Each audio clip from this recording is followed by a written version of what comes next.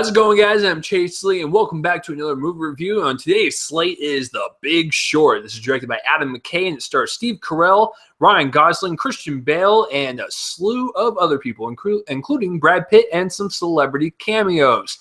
So what is this movie about? So it's about these four guys who knew that the housing market was going to collapse in the mid-2000s. This is based on true events. And so basically, they take advantage of the system and pretty much stick it to the banks, the greedy banks that were a part of all this with all the mortgage bonds and all this stuff. So let's get real and break this down. Let's start with the directing and the writing. Now, it's directed by Adam McKay, and he's more well-known for Anchorman, Anchorman 2, Step Brothers, Talladega Nights, the other guys. The guy is a comedy genius, and Anchorman is one of my favorite comedies of all time. But I gotta say this. The Big Short is the best film he has ever made. Ladies and gentlemen, this is an important film. This is a horrific film. It shows how shitty people can be. This is quite a spectacle, and I think everyone should watch this, especially if you aren't into the housing market. You don't know all the, the lingo and stuff, which I didn't. You will definitely know a little bit more when you walk out of it and feel a little bit disgusted about yourself. So, Adam McKay directs this really fast-paced, energetic movie. If you blink once, a lot of information will fly over your head. There's a lot coming at you, and there are a few scenes where they kind of break it down for the audience because, let's keep it real, not everyone's going to know what the housing market does with mortgages and all that stuff. All of that stuff that,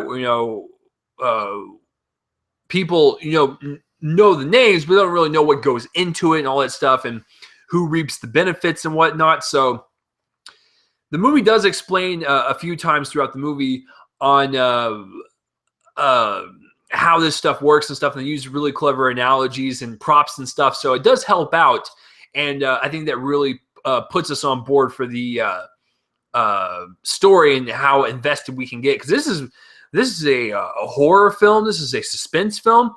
It keeps you on edge, and I love that about this movie. It's just the dialogue's flying at you at 100 miles an hour, but you can grasp it to a point where you are invested in the story and these characters succeeding their mission and stuff. You want it to happen. You're just like, oh my God, but you know what's going to happen because this is based on true events. But the way it's presented and the way it's directed and the way it's constructed is so fast paced and it just gets you hooked. And that all has to do with Adam McKay. And like I said, the script is outstanding. It is sharp, direct, to the point, and gets you in suspense throughout most of the movie. It's great. And there's actually some funny lines in there too. Some funny lines that are better than most comedies that were pitched this year. So it's a really well-written script, and I think the script is going to play a major part in the Oscars this year. So let's get into the acting. Now, I think everyone does a good job. I have no problems with the acting whatsoever. I think Christian Bale does great. I think Ryan Gosling does great. Steve Carell is the standout in this movie. I don't understand Christian Bale's nominations, though. Now, I saw this after he got nominated and stuff, so I was expecting this great performance, and he does very, very well. I would say even great. But I wouldn't really put him on like an award-level performance or whatever. I think Steve Carell delivers a really great performance that is above and head and shoulders above everyone else in the movie. And the one thing I like about Steve Carell's character is that he's very direct, to the point. He doesn't take your bullshit. He will smell the bullshit, and he will destroy you. Like, he does not like that. He does not like people screwing over other people, and I love that persistence about him. And there's also a little bit of humanity to his character and a little bit of heart to his character because of events that happened and stuff, that kind of have put a damper on his personality a little bit. And, that would be, because like I said, I don't want to reveal anything, so I'm trying to like dance around it. But there's some elements in the movie for each character, or for his character in particular, Steve Carell's character, to where I was like, did that really need to be in there? I don't think so. But it does help motivate Steve Carell's character, so it's kind of weird. But I didn't really think it fit or whatever. It was kind of, if you took it out of the story, it wouldn't really matter. But it does add another layer to his character, which I guess is great when you care about him more and you want him to succeed at the end. So there is that. But like I said, Christian Bale is really good. I wouldn't put him in an award-worthy level. Brad Pitt's fine. He's only in there for like 10 or 15 minutes. And the rest of the supporting cast is really great as well. They embrace the material and they completely run with it. And some of the guys that are playing the douchebag bankers in the movie, they sold me on the douchebag status so well that I was just so angry. I was like, I want to punch you in the face, like, through the screen and stuff. So the acting all around is great, but Steve Carell is definitely the standout. I love his no-nonsense attitude. It's fantastic. Cinematography-wise, this is where I might have a little bit of issue, but I'm leaning towards more of I'm okay with it versus not okay. Now, this movie, believe it or not, is shot in like a mockumentary style, but not really. So let me try to explain. The way this movie is shot is the way Adam McKay described it is that it was shot with macro lenses, I believe.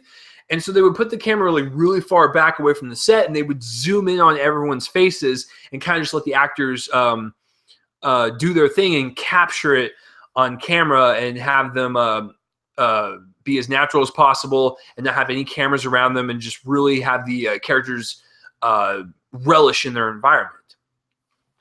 The cinematography was kind of wonky at first, not going to lie, because they're zooming in so close to these guys' faces, and it's super shaky, and I don't know, like,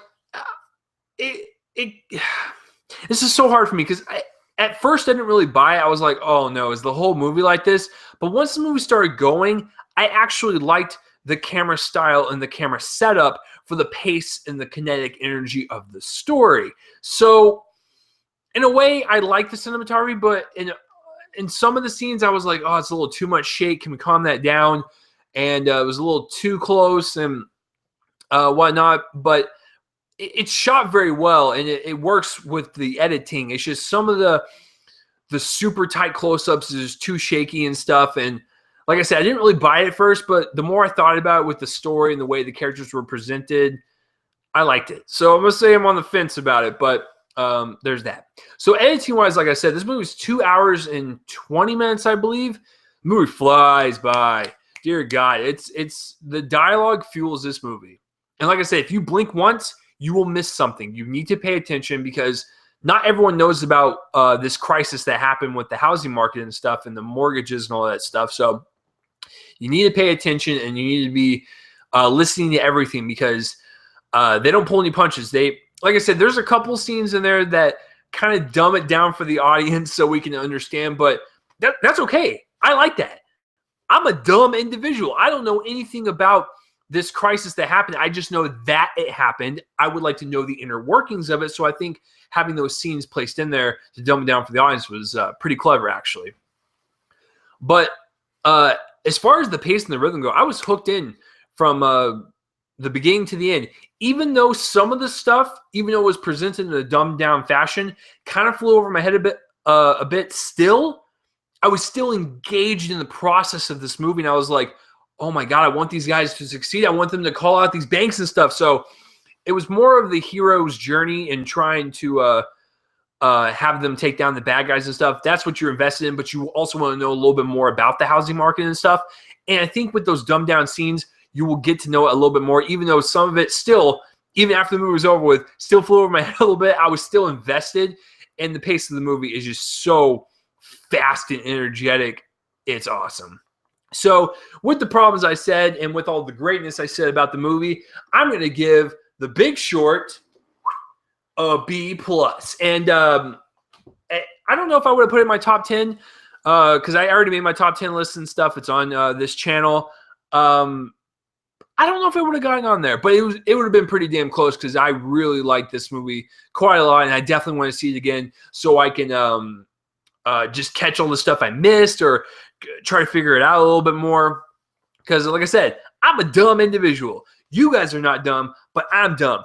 Sometimes when a movie's talking about housing markets or banks and shit, stuff I'm not interested in, I want it spoon-fed to me so I can kind of understand it.